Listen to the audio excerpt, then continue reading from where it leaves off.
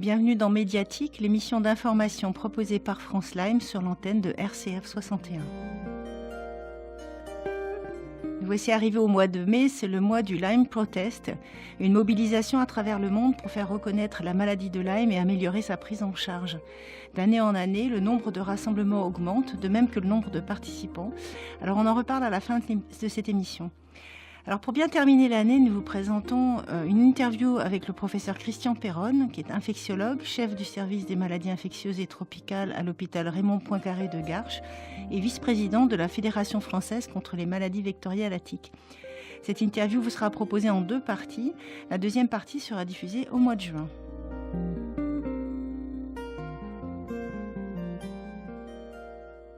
Professeur Perronne, bonjour. Bonjour. Alors vous êtes connu depuis plusieurs années déjà, on vous a vu dans des reportages à la télé, on vous a entendu à la radio, on vous a vu dans la presse écrite pour parler de la maladie de Lyme, et donc beaucoup de personnes qui sont atteintes par la maladie de Lyme ont l'espoir de pouvoir se faire soigner dans votre service. Donc je pense qu'avant même de commencer l'émission, il faut préciser l'état de fonctionnement de votre service par rapport aux demandes et par rapport au nombre de malades que vous pouvez recevoir. Quelle est la situation ? J'en suis un petit peu malade parce qu'il y a trop de demandes, que je suis saturé depuis plusieurs années parce que le service prend en charge beaucoup d'autres infections. Nous sommes un hôpital avec des personnes handicapées qui n'ont pas forcément la maladie de Lyme, donc on est obligé de s'occuper de tous les malades. Les maladies de Lyme sont surtout vues en consultation ambulatoire. Il y en a quelques-uns qui sont hospitalisés. Même pendant longtemps j'étais tout seul, maintenant quelques médecins m'aident, mais tous les médecins de mon service ne peuvent pas s'occuper que du Lyme, donc ça sature très très vite, et comme maintenant il y a une demande de toute la France, ça devient extrêmement difficile de suivre les malades, et j'en suis malade de voir quand ils m'écrivent leur état clinique, certains sont dans des situations désespérées. Et le gros problème, c'est qu'en France, je connais un deuxième médecin hospitalier qui n'est pas universitaire dans le sud, et sinon, ce sont des médecins libéraux, des généralistes qui suivent les maladies de Lyme, mais beaucoup voudraient s'en occuper, être formés, mais l'énorme problème aujourd'hui, c'est que les autorités, la Caisse d'assurance maladie, le Conseil de l'ordre des médecins persécutent ces médecins actuellement. Il y en a plusieurs là qui ont été suspendus d'exercice, il y en a qui sont en menace de suspension. Il y a des enquêtes en cours en Rhône-Alpes, en Alsace, dans le Massif central, même qui commencent en région parisienne. C'est une chasse aux sorcières terrible qu'on a connue aux États-Unis, au Canada pendant 20 ans, mais maintenant c'est terminé. En Amérique du Nord, on n'a plus le droit de poursuivre les médecins qui s'occupent de Lyme chronique. La maladie est reconnue. Et en Europe, on commence la chasse aux sorcières 20 ans plus tard. Ça, c'est complètement ahurissant. Oui, on entre tout de suite dans le vif du sujet, on va dire, sur le gros problème qui est que c'est effectivement très difficile de se faire soigner en France à cause de cette situation-là. Donc on va y revenir justement quand on va parler de la création de la fédération sur laquelle on met beaucoup d'espoir.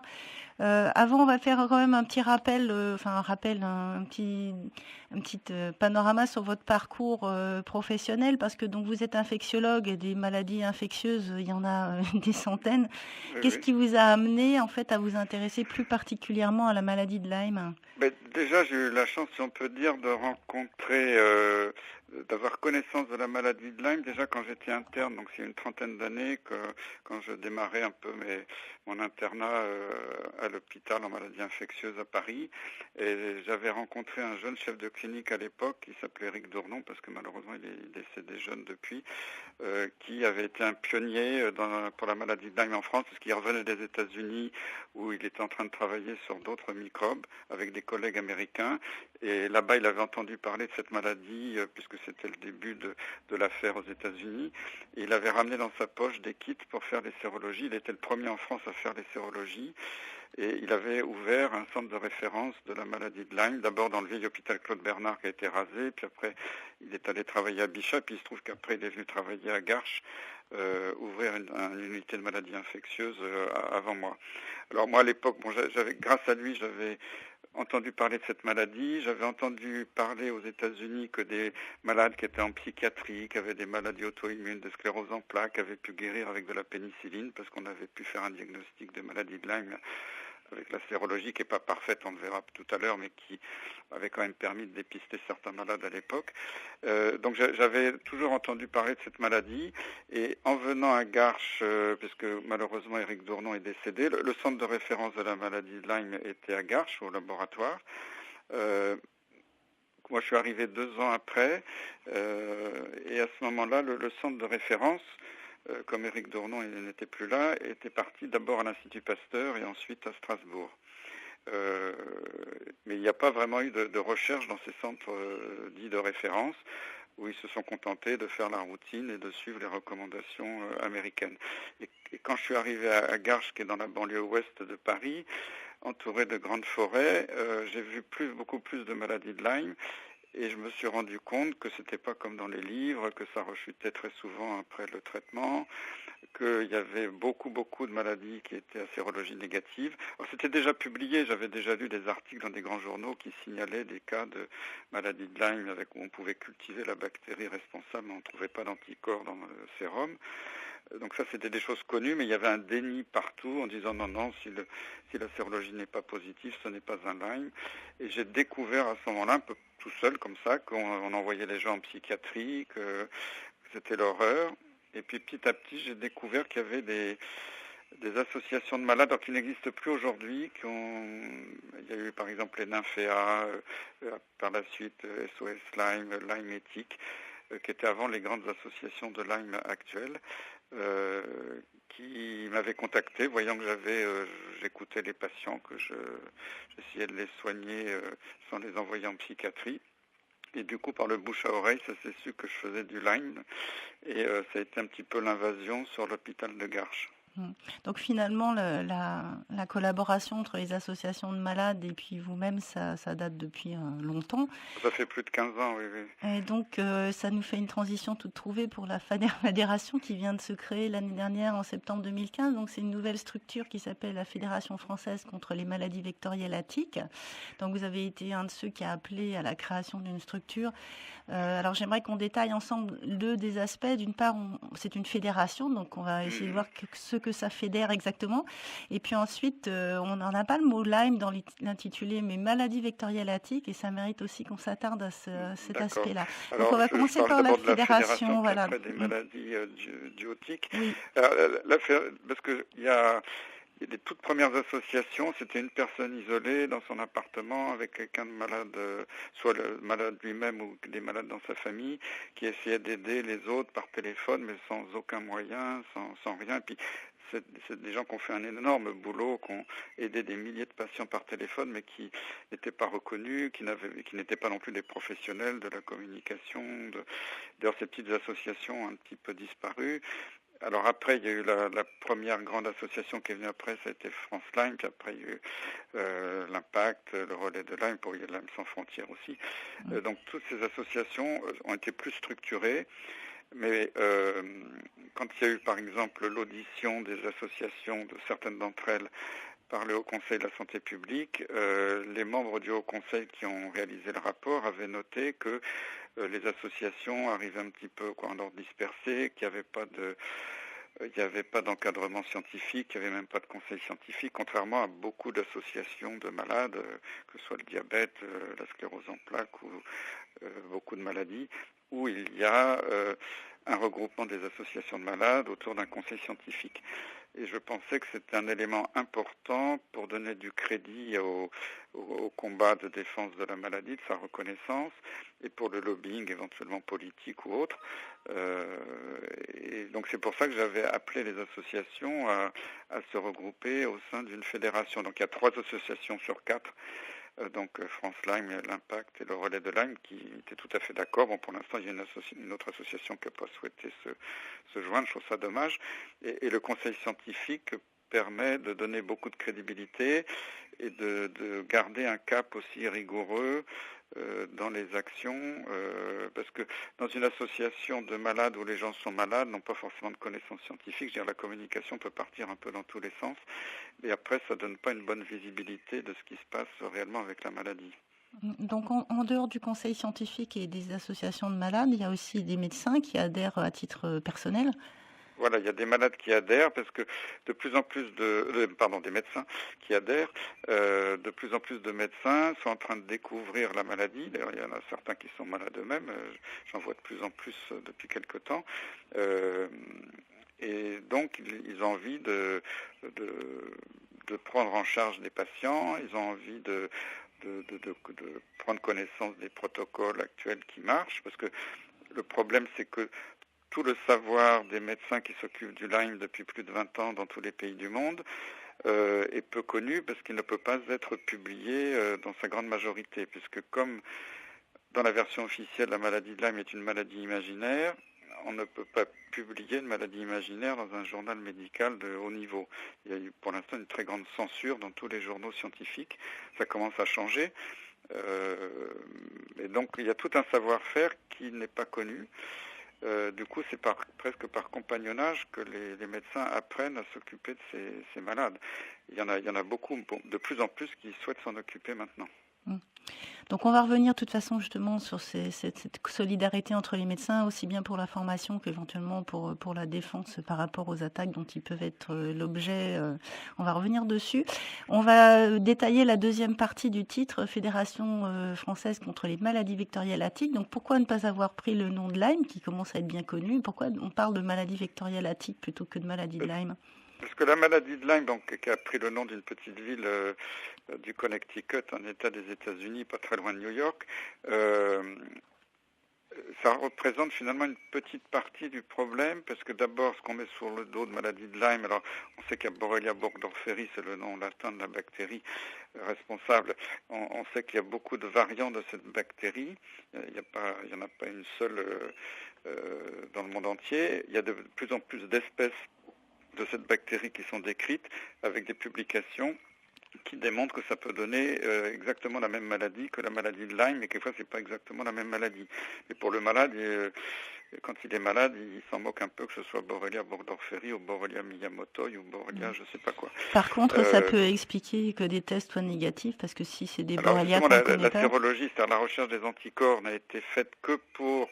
Initialement, la Borrelia burgdorferi au sens strict, la souche américaine, qui n'est pas présente dans le monde entier. Ce sont des souches un peu différentes dans les différents pays. Et bon, on a rajouté 2 autres espèces en Europe, mais ce n'est pas suffisant pour couvrir l'ensemble des Borrelia de la Terre.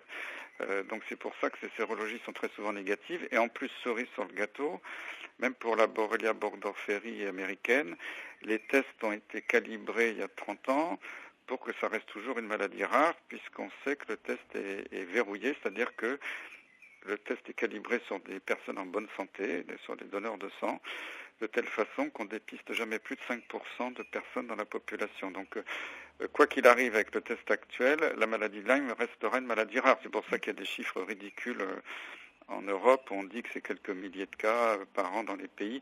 Même récemment, j'étais au Luxembourg. Les autorités de santé m'ont dit qu'ils avaient eu 0 cas il y a 2 ans et qu'ils avaient eu seulement 3 cas l'année dernière. Ce qui est ridicule quand on voit qu'il y a des milliers de Luxembourgeois qui en une semaine ont signé une pétition parce qu'ils étaient malades et pas pris en charge par les médecins. Donc on voit très bien que ces tests officiels de la maladie de Lyme, tels qu'ils sont préconisés par le centre de référence de Strasbourg, c'est une honte parce qu'ils détectent un petit nombre de malades. J'aime Paris au mois de mai, quand les bourgeons renaissent, qu'une nouvelle jeunesse s'empare de la vieille cité qui se met à rayonner. J'aime Paris au mois de mai, quand l'hiver le délaisse, que le soleil caresse ces vieux toits à peine éveillés. J'aime sentir sur les places, j'aime dans les rues où je passe, j'aime ce parfum de muguet que chasse le vent qui passe. Il me plaît à me promener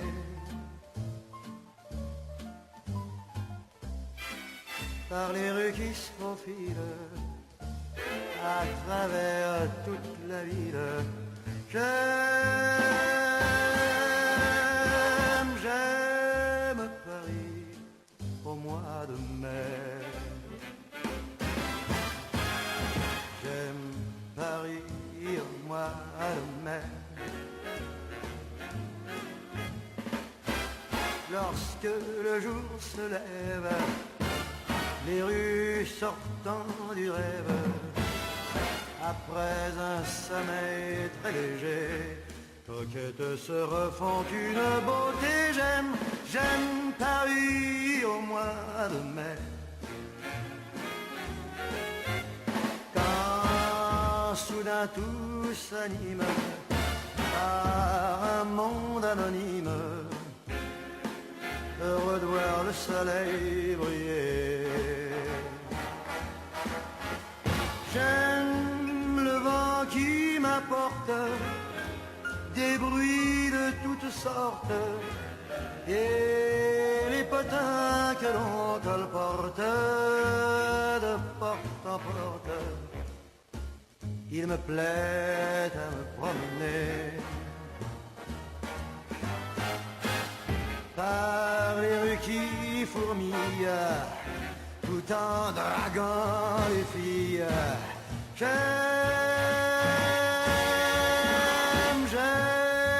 Paris au mois de mai.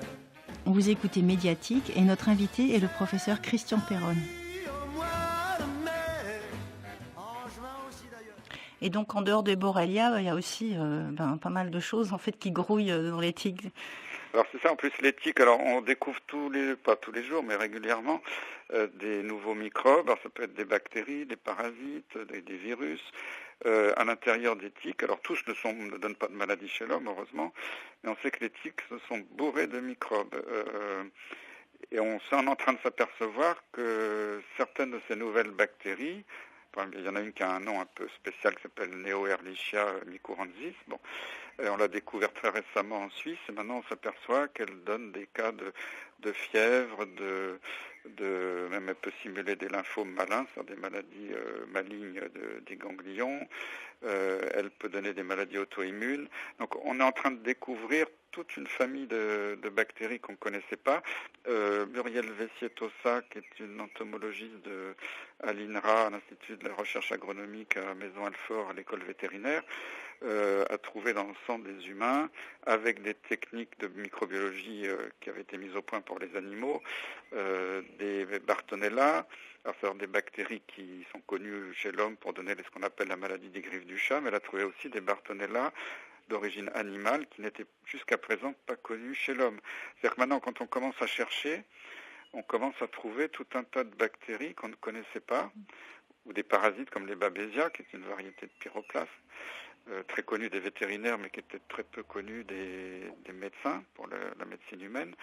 Donc voilà, on s'aperçoit qu'il y a un immense champ de microbes qui peuvent être transmis par les tiques, et on sait qu'ils peuvent entretenir ou même être la cause de syndromes, de signes et symptômes qui ressemblent à la maladie de Lyme. Donc je pense que ce que l'on met sous le nom de maladie de Lyme chronique, c'est pas que des Lyme au sens strict, c'est aussi quelquefois une association de différents microbes. Ce qui explique pourquoi des gens, par exemple, ne guérissent pas sous antibiotiques, mais peuvent guérir beaucoup mieux quand on ajoute des antiparasitaires. Et sans avoir la preuve quelquefois de ce qu'on traite, parce que toutes ces données ne sortent que de travaux de recherche. Il y a quasiment 0 test en routine pour diagnostiquer tous ces microbes dont je vous parle. Ouais, donc les maladies vectorielles à tiques, on va dire, c'est un domaine en pleine expansion au niveau de connaissances, et d'où l'importance de déjà familiariser les gens et surtout les médecins avec cette notion de maladie vectorielle à tiques, d'où le titre de la fédération. Donc vous êtes, depuis janvier de cette année, vous êtes vice-président de cette fédération, président du conseil scientifique de la FFMVT également. Et on a pu remarquer que vous interveniez de façon de plus en plus énergique dans les médias. Alors, quelles sont les revendications essentielles de cette fédération, le but de sa création, et en gros, qu'est-ce qu'il faut changer en France par rapport à la maladie de Lyme en priorité rapidement? Le but essentiel, c'est de convaincre les autorités qu'il y a un problème de santé publique grave, qu'il y a bien plus de cas que ce qu'on raconte, qu'il faut en urgence financer de la recherche pour des nouveaux tests. Et c'est pas forcément. On peut déjà démarrer avec des tests existants en médecine vétérinaire. Bon, ils sont peut-être pas.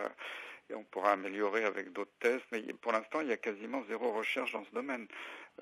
Donc déjà, on est au Moyen-Âge. Là, il faut... J'avais une question justement qui me vient là, mais que je m'étais posée Oui. par rapport justement aux tests vétérinaires. On a quand même un décalage assez spectaculaire entre justement ce que les vétérinaires arrivent à avoir comme test pour des animaux, alors que nous, on court Oui. après les tests.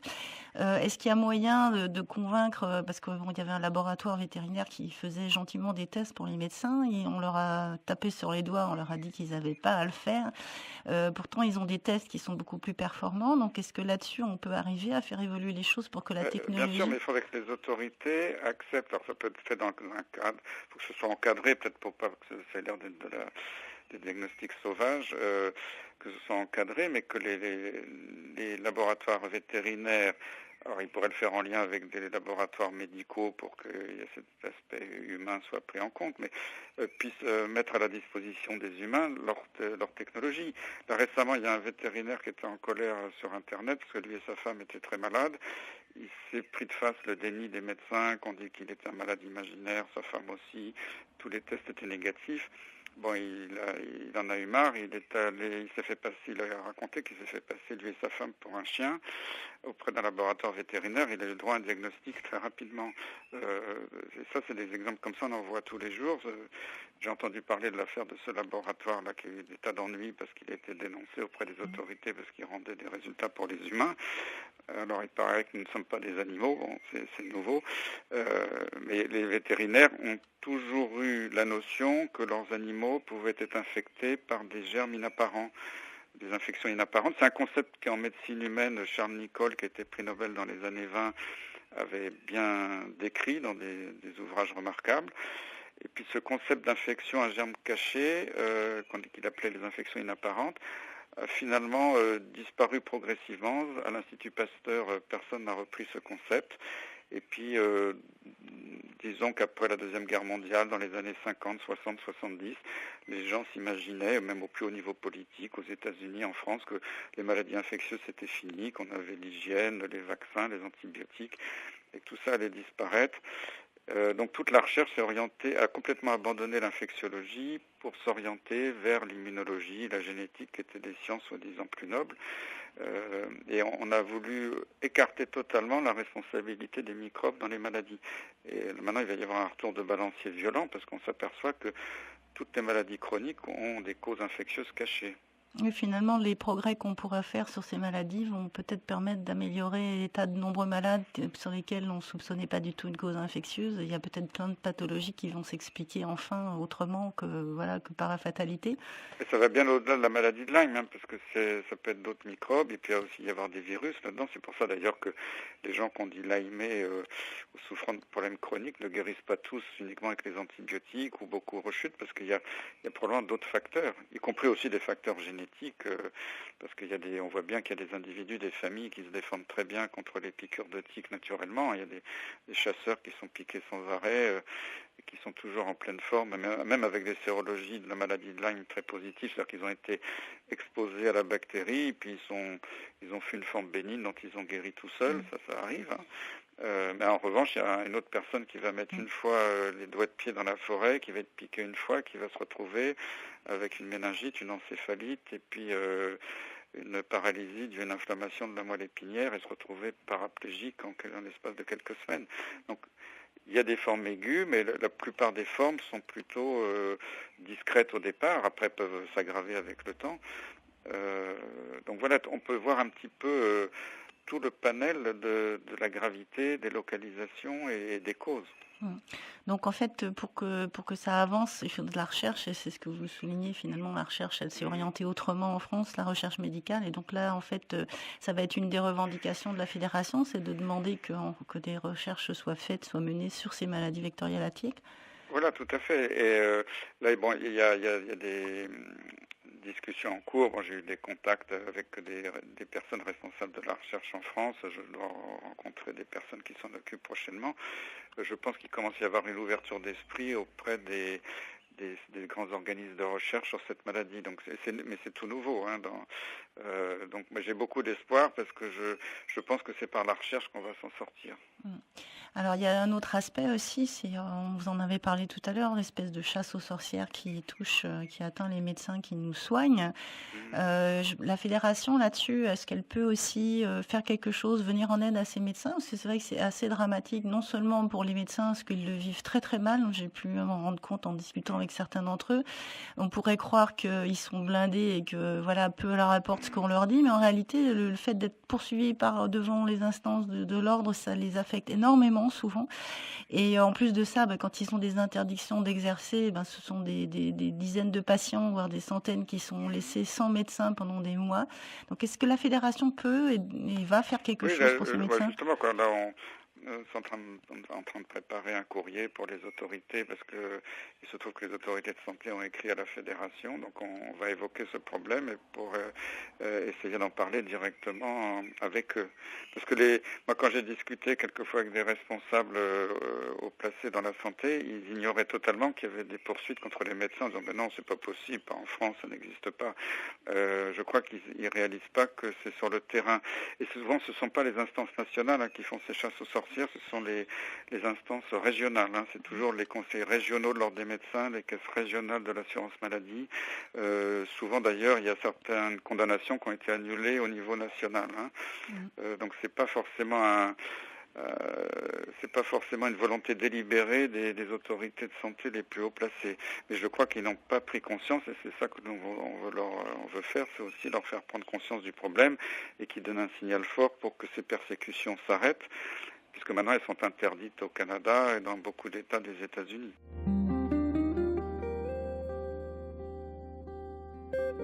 Vous pourrez entendre la deuxième partie de l'interview du professeur Perron le mois prochain. À la fin de ce mois de mai se tiendra la Journée nationale de sensibilisation à la maladie de Lyme, dans le cadre plus vaste du WWLP, World Wide Lyme Protest. C'est un rassemblement qui a lieu le samedi 28 mai. Et à Alençon, ça se placera à côté de l'église Notre-Dame. Dans toute la journée, nous aurons des bénévoles de France Lyme qui tiendront un stand pour informer le public des risques liés aux maladies attiques. Et la nouveauté cette année, c'est que la Fédération française contre les maladies vectorielles attiques appelle les médecins à se joindre aux malades pour manifester ensemble. Alors, un rassemblement est prévu à Alençon entre 11h et midi pour que tout le monde se retrouve à peu près dans la même tranche horaire pour faire une belle photo. Et ceux qui écoutent l'émission depuis une autre région pourront trouver la liste des villes où se déroule un rassemblement similaire sur la page Facebook du WWLP France et également sur le site internet de France Lyme. On vous attend nombreux.